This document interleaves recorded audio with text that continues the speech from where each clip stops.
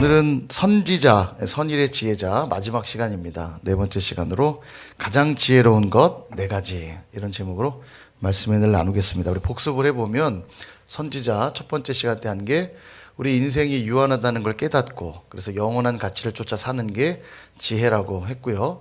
선지자 두 번째 시간에는 지혜가 제일이니 지혜를 얻을 수만 있다면 모든 가치를 쏟아 부어서라도 지혜를 얻으려고 하는 것이 지혜다, 이렇게 얘기를 했습니다. 뭐 소중히 여기니까 너무 당연한 일이겠죠. 지혜자 세 번째 시간에 나눈 것은 개미에게서 우리가 지혜를 얻으라, 이렇게 했고요. 개미들은 뭘 해야 될지 그 목표가 분명하다고 했습니다. 그래서 여름에는 양식을 예비하고 또 겨울이 되면 그 양식을 모아서 준비하는 그 지혜가 있다고 했는데, 목표가 분명하면 방법은 날카로워진다고 했죠. 이것이 있다 보니까 두령도 없고 지도자도 없는데 그들은 누가 시키지 않아도 그 일을 해요. 목표가 분명하니까.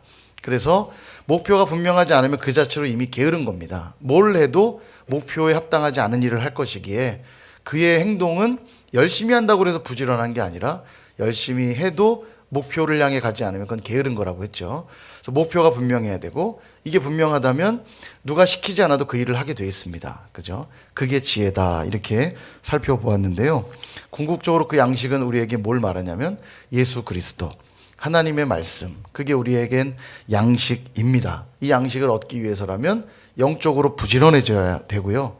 또 이 말씀을 사모하는 게 말씀을 제발 읽으세요, 예배에 좀 나오세요가 아니라 사모하기 때문에 누가 말하지 않아도 예배에 나와 말씀을 듣고 성경을 펴서 성경을 읽는 일들이 있을 때 그게 지혜라는 거죠. 예전에 아는 목사님이 자신의 할머니 이야기를 들려준 적이 있습니다. 할머니가 새벽 기도를 그렇게 한 번도 빠지지 않고 나가시는 분이셨대요. 시골길에 그 한겨울에 눈이 내려서 길이 사라져 버리면 그날은 좀 안 가실 법도 한데, 그 시골길을 눈으로 덮여서 보이지도 않는 길을 다 쓸어가서 쓸면서라도 예배당에 가서 새벽 예배를 드리시는 그런 할머니셨던 거예요. 근데 이 할머니 이제 나이가 들어가시자 앞이 잘 보이시지 않고 성경도 이제 제대로 읽으실 수 없는 지경에 이르신 거죠. 근데 어느 날 이렇게 보니까 성경을 달달달달 읽더라는 거예요. 그래서 야, 무슨 일인가? 아니, 할머니 어떻게 그렇게 성경을 잘 읽으세요? 그랬더니 보니까 할머니가 성경을 달달달 외우신 거예요. 내가 이제 곧 앞이 안 보일 거기 때문에 앞을 보지 못하면 성경을 읽을 수 없으니 보지 못할 때에도 내가 성경을 읽으려면 외워야겠다 생각하신 거예요. 성경을 달달달 외우신 거예요. 달달달달달. 여러분, 개미의 지혜와 참 비슷하지 않습니까? 곧 내가 앞이 보이지 않을 거라는 걸 알고 그 양식을 예비하는 개미처럼 말씀을 다 머릿속에 담아두고 싶으신 거예요. 앞이 보이지 않아도 내가 말씀을 만나고 싶은 마음에 그렇게 암송했다는 이야기 들으면서 참 감동도 되고 은혜가 되었던 이야기가 생각이 났습니다. 오늘 내게 건강이 있고, 오늘 내게 시간이 있고, 오늘 내게 물질이 있고, 오늘 내게 여유가 있을 때 우리는 하나님 말씀을 읽고 그 말씀을 묵상하는 자리로 나아가셔야 됩니다. 왜냐하면 거기에만 지혜가 있거든요. 내가 무엇인가를 할 수 있다는 게 당연한 것으로 여겨서는 안 됩니다. 언젠간 그것을 할 수 없을 때가 올 수 있거든요. 오늘 내게 시간이 주어졌을 때, 내게 오늘 기회가 있을 때, 내게 오늘 은혜가 있을 때 우리는 그 일을 해야 되고요. 우리가 해야 될 그 일이 뭡니까? 지혜를 구하는 일이죠. 하나님 말씀 앞으로 나아갈 때 우리가 지혜롭게 될 것이고, 그렇게 늘 하늘 양식을 준비하실 수 있는, 오늘 우물가의 여인 찬양처럼 하늘 양식 내게 부어달라고 사모하는 저 여러분들 다 되시기를 축원드립니다. 오늘 이제 마지막 시간으로 지혜로운 것 네 가지를 보는데요.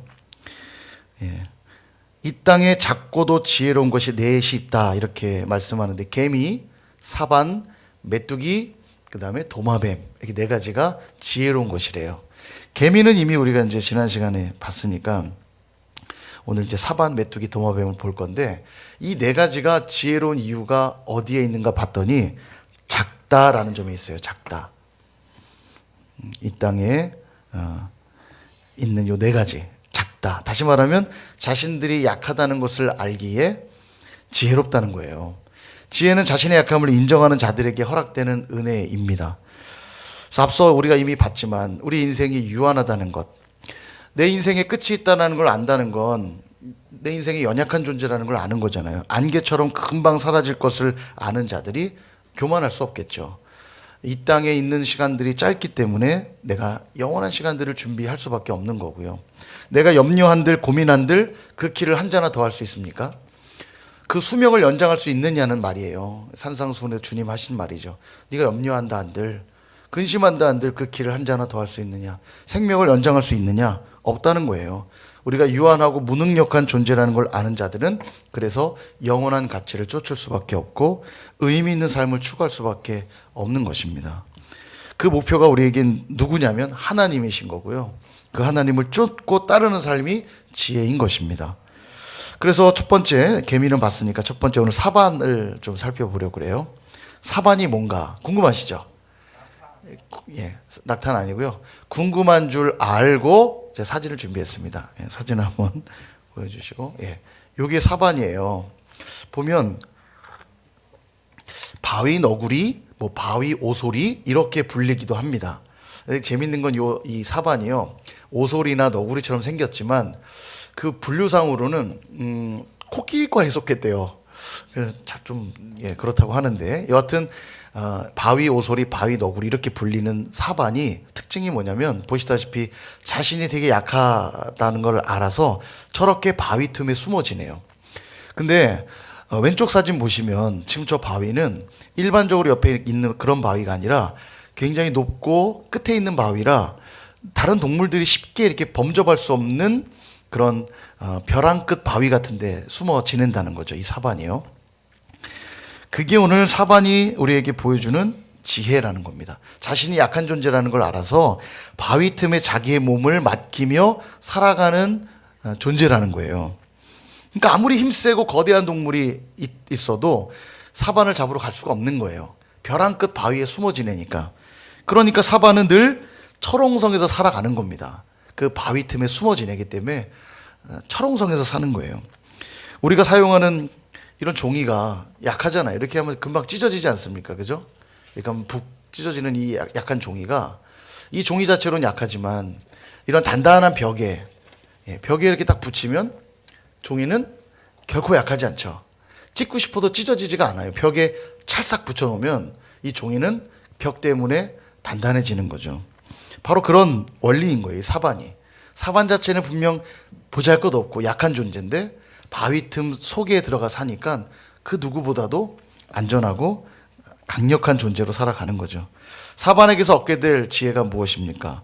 나는 약하고 부족하지만 반석이신 그리스도께 착 붙어 있으면 우린 누구보다도 안전하고 평안한 삶을 살아간다는 지혜를 주고 있는 거예요. 고린도전서 10장 4절에 보니까 이런 말씀합니다. 다 같은 신령한 음료를 마셨으니 이는 그들을 따르는 신령한 반석으로부터 마셨음에 그 반석은 곧 그리스도시라. 반석이 그리스도라고 말씀하죠. 그 반석으로부터 물이 나왔다는 얘기예요. 우리의 생명의 근원이 되셨다는 거죠. 아가서 2장 14절에도 보면 바위 틈 낭떠러지 은밀한 곳에 있는 나의 비둘기야, 내가 내 얼굴을 보게 하라, 내 소리를 듣게 하라, 내 소리는 부드럽고 내 얼굴은 아름답구나. 여기 이제 비둘기가 사랑하는 사람 부르는 호칭이에요. 사랑하는 사람아, 바위 틈 낭떠러지 은밀한 곳. 딱 사반이 사는 그런 곳 아닙니까? 바위 틈 낭떠러지 은밀하여서 어느 누구도 범접할 수 없는 그곳에 있는 나의 비둘기야. 내가 그 바위 틈 은밀한 곳에서 너를 만나기를 원한다. 말씀하고 있는 거예요. 이 아가서는 어떤 예수 그리스도의 교회를 향하신 사랑을 잘 드러내는 그런 편지거든요. 주님 우리에게 이렇게 말씀하시는 듯해요. 바위 틈 은밀한 곳에서 내가 너를 만나기 원한다. 예수님이 우리의 그렇게 반석이시고 그 바위 틈에서 만나 주시겠다고 하시는데, 그럼 그분 안에 거하고 그분을 만나는 건 무엇인가? 어떻게 하는 게 그분을 만나는 것인가? 마태복음 7장 24절에 보니까 그러므로 누구든지 나의 이 말을 듣고 행하는 자는 그 집을 반석 위에 지은 지혜로운 사람 같으리니. 그렇게 얘기하시죠. 주님의 말씀 따라 사는 게 바위 틈에 우리의 몸을 감추는 것과 같다는 거예요. 그게 든든한 반석 위에 집을 짓는 것과 같은 지혜로운 행위다. 이렇게 말씀하는 거죠. 그러므로 저와 여러분 모두가 자신의 약함을 도리어 자랑하고 반석이신 그리스도께 피하고 그분의 말씀대로 행하는 지혜자들이 다 되시기를, 그런 영적인 사반들이 다 되시기를 주님의 이름으로 축원드립니다. 두 번째 지혜의 대상이 메뚜기라고 나옵니다. 그럼 이 메뚜기 오늘 본문의 내용을 보니까 임금이 없지만 일사불란하게 때를 지어 나아가는 존재. 그래서 지혜롭다는 거예요. 우리 속담에 그런 속담이 있죠. 백지장도 맞들면 낫다. 오늘 종이가 계속 등장하는데 이 맞들면 낫다. 누가 저랑 한번 맞들어 보실래요? 낫는지 안 낫는지? 어떻게 생각하세요? 이 뜻이 뭘까요? 백지장도 맞들면 낫다. 이 뜻이 뭘 거라고 생각하세요? 예. 그렇죠. 예.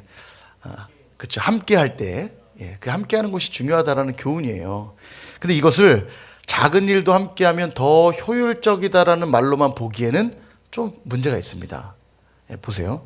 이 작은 백지장을 함께 맞드는 게 낫습니까? 혼자 드는 게 낫습니까? 혼자 드는 게 낫죠. 이까지 걸 같이 들어요. 같이 들면 더 힘들어. 잠깐, 천천히. 더 힘들어요. 그냥 나 혼자 들고 가는 게 편하죠. 예. 이게 돈이면 더 위험해요. 돈이면 더 같이 들면 안 돼요. 돈이면 나 혼자. 그죠? 혼자 드는 게 사실 낫잖아요. 그러니까 효율성을 말하려고 가르쳐 주는 속담이 아닙니다. 같이 일하면 더 편하고 좋다. 라고 하는 말로만 이해하기엔 때로는 함께 하기 때문에 힘들 때도 분명히 있어요. 그죠? 그거 느끼시죠?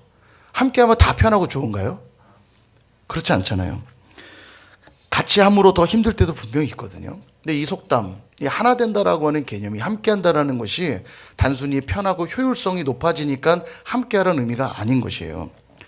하나 되어서 함께 나아간다는 건 효율성의 문제가 아닙니다.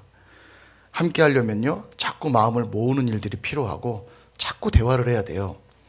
귀찮아지는 일이 많아집니다. 서로 생각이 다르기 때문에 자꾸 대화를 해야 되고요. 함께 걸어도 이 발걸음의 보조를 맞춰야 돼요. 우리 2인 3각, 3인 4각 다 해보잖아요. 운동회 때마다. 이때 빨리 가려고 하면 자빠집니다. 둘 다. 호흡을 맞춰야 돼요. 호흡을. 하나, 둘 이렇게. 그래요. 함께 한다는 게 되게 불편한 일이에요. 생각보다. 생각이 좀만 달라지면 하던 일을 멈춰서 다시 또 대화를 해야 되고 서로 맞춰가는 작업들이 필요해요. 그러나 그것이 혼자 하는 것보다 더 중요하다는 거예요. 예. 때론 불편할 수 있죠. 일이 더딜 수도 있습니다. 그럼에도 불구하고 함께하기 시작할 때 거기서 얻게 되는 기쁨, 든든함, 성숙과 성장, 그 공동체성이야말로 가장 값진 지혜라고 우리에게 말씀해주고 있는 거예요. 사진을 한번 보여드릴게요. 이 메뚜기. 자, 보시면 메뚜기 한 마리만 보면 왼쪽에, 예, 어려서 우리 어르신들 많이 잡수셨죠? 안 드셨어요? 다 도시에서 사셨나 봐요. 예, 시골에 가보면 저도 메뚜기 먹은 세대는 아닌데 저희 이제 삼촌들이나 이렇게 뭐 고모들 이렇게 보면 시골에서 먹을 게 없으니까 메뚜기 잡아 드시고 개구리 잡아 드시고 이제 그러셨더라고요. 근데 저렇게 메뚜기 한 마리가 있을 때 뭐 귀엽기도 하고 괜찮은데 오른쪽에 보세요. 저거 메뚜기 떼입니다. 저게요. 저게 지금 아프리카라든지 중국, 파키스탄, 뭐 인도 이런 지역에는 굉장히 많이 출몰하고 한번 나타나면 몇 마리 정도가 날아다니냐면 7천억 마리 막 이렇게 날아다녀요. 어마어마합니다. 저 떼가 진짜 한번 지나가면 완전 쑥대밭이 된다고 그러죠. 뭐 다 갉아먹기 때문에 제가 사진을 되게 많이 보여드릴까 했는데 징그러워요. 나무 같은 데도 막 착 붙어가지고 완전히 이게 엄청납니다. 이 메뚜기 떼가 이래요. 지금 저걸 말해주고 있는 거예요. 메뚜기 떼가 떼를 지어 나가는 모습. 파괴력이 대단하거든요. 메뚜기 떼 한 마리는 별것 없지만 잡으려고는 도망가고 잡히면 먹히는 존재지만 저렇게 떼를 지어 움직이기 시작하면 파괴력이 어마어마해져요. 그래서 전도서 4장 9절에서 12절에 보면 이런 말씀이에요. 두 사람이 한 사람보다 9절 없나요? 9절이 좀 중요한데 제가 또 잘못 드렸나 보네요. 예, 9절부터 9절은 좀 찾아주시겠어요? 좀 9절이 좀 중요한 말씀인데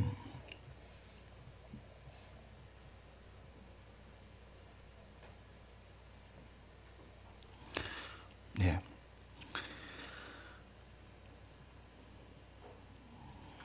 예, 9절을 보시면 자, 두 사람이 한 사람보다 나음은 그들이 수고함으로 좋은 상을 얻을 것이다. 이렇게 말씀하세요.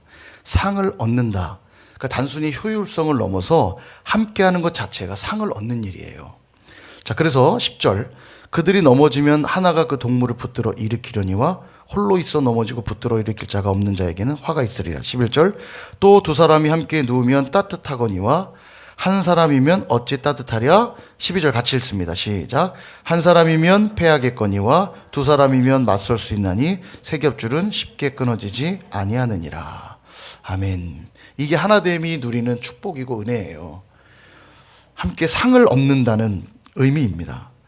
성경은 수많은 곳에서 서로 사랑하라고 말하고 서로 용서하라고 하고 서로 용납하라고 하고 하나됨을 자꾸 강조하세요. 이것은 어떤 일을 이루려면 하나가 되어야 한다는 수단을 말하는 것이 아니라 하나됨 자체가 신앙생활의 목표여야 한다는 것이에요. 그게 하나님이 뜻이고 하나님이 기뻐하시는 일이라는 겁니다. 그러나 오늘날 우리 자본주의 사회에 살다 보니까 자꾸 일의 효율성, 성과 이런 것들이 우리에게 중요한 화두가 되다 보니까 교회조차도 그 영향을 너무 많이 받아요.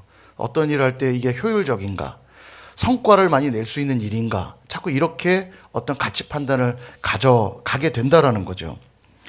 하나 돼서 다 함께 하는 것보다도요, 만약 효율성과 성과가 중요한 문제가 돼버리면 함께 하는 것보다도 그 일을 잘하는 몇몇 사람들이 집중해서 하는 게 훨씬 효율성도 높고 성과도 많이 낼 수 있어요. 그죠? 찬양팀 하는데 다 노래 잘 하시죠, 우리 교회는. 근데 다른 교회 가보면요, 신호들 중에 이렇게 찬양 잘 못하는 분들도 계세요. 그럼 어떻게 해요? 잘라야죠. 어떻게 자르실 거예요? 그래도 해야 돼요? 예. 왜죠? 예.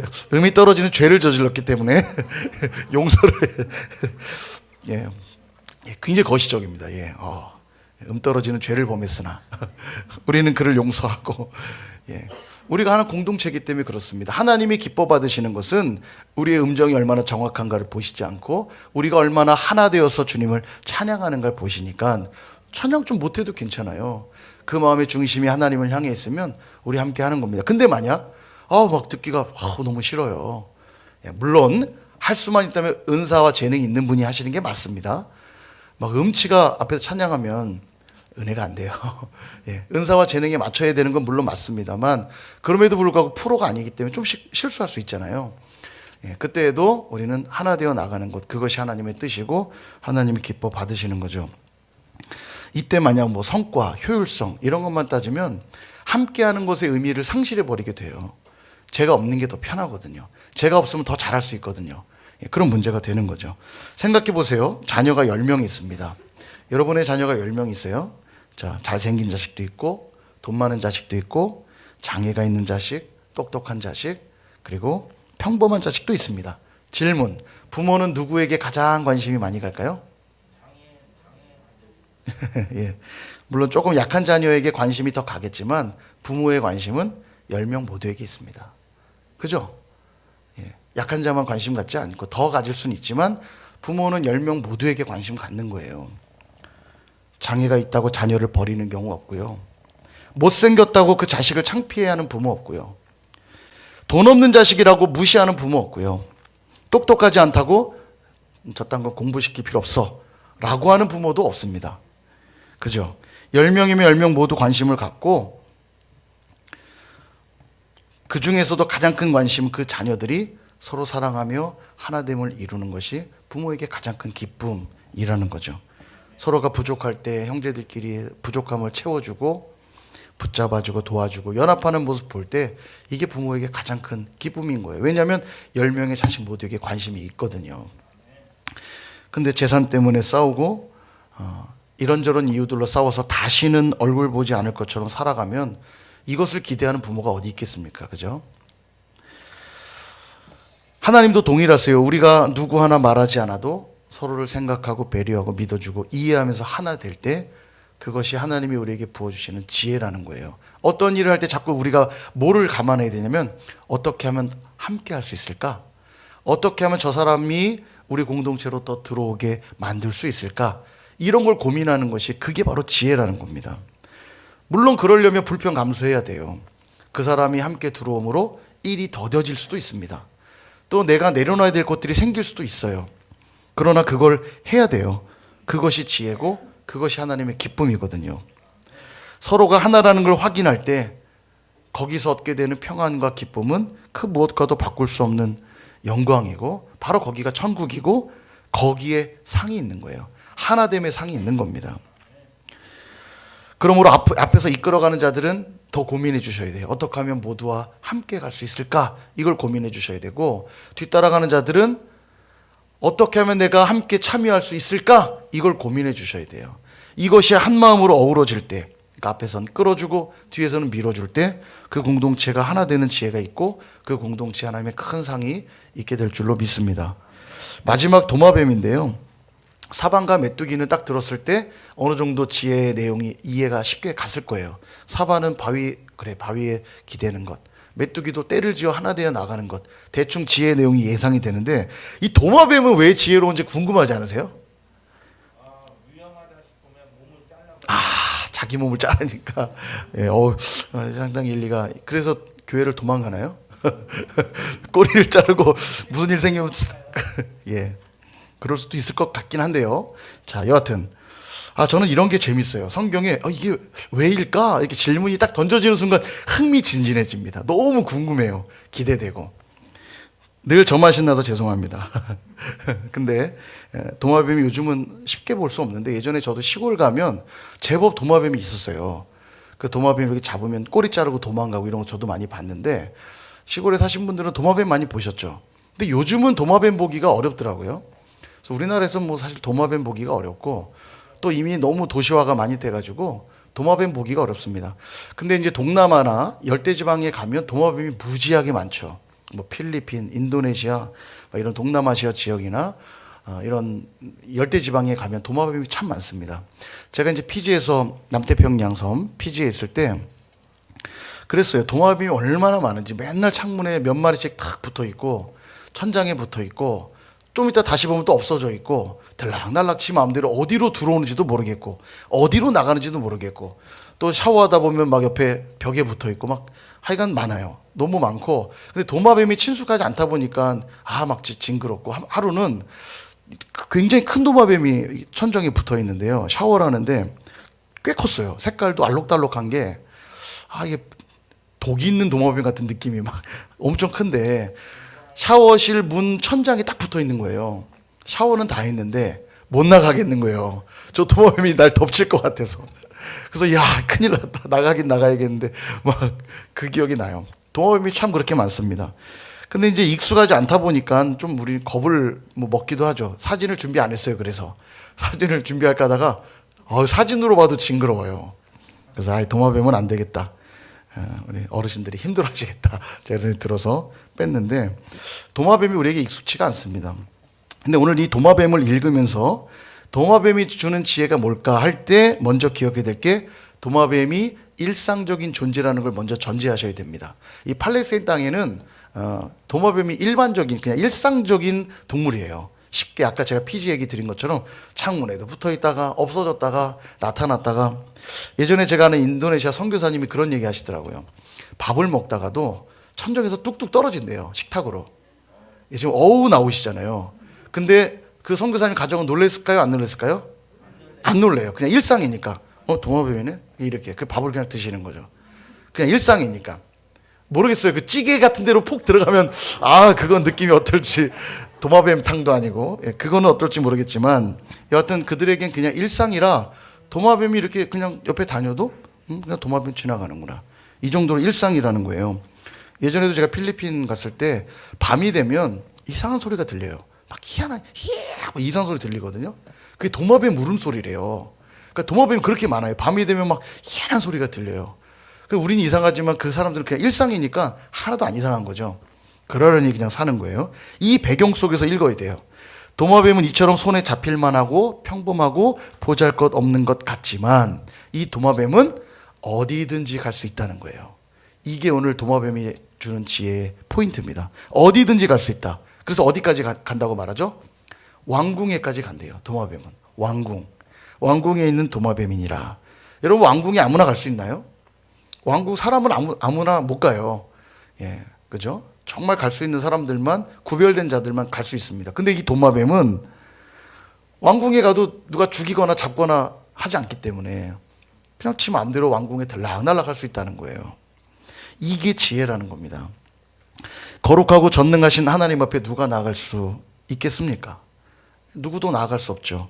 그러나 하나님이 주신 은혜를 힘입어 은혜의 보좌 앞으로 나아갈 수 있는 자라면, 그것도 언제라도 나아갈 수 있는 자라면 바로 그 자가 도마뱀처럼 지혜자라는 거예요.